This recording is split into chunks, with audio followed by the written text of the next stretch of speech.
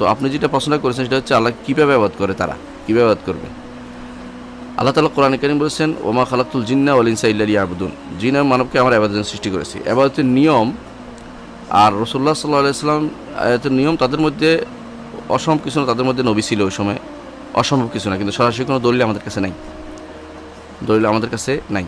তবে যেটা দলিল আসছে সেটা হচ্ছে যে জিন জাতিকে আল্লাহ তাআলা তার ইবাদতের জন্য সৃষ্টি করেছেন, আর জিন জাতি এবং মানব জাতি উভয়ের কাছে আল্লাহ তাআলা মুহাম্মদ সাল্লাল্লাহু আলাইহি ওয়াসাল্লামকে পাঠিয়েছেন। তাহলে মুহাম্মদ সাল্লাল্লাহু আলাইহি ওয়াসাল্লামের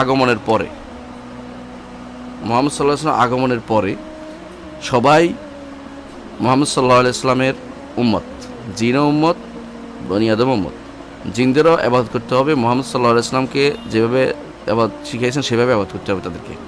অর্থাৎ সালাত ইবাদত কীভাবে করবে, সওম হজ এইভাবে রাখতে হবে, নিজের মন গড়া পদ্ধতি রাখতে চলবে না।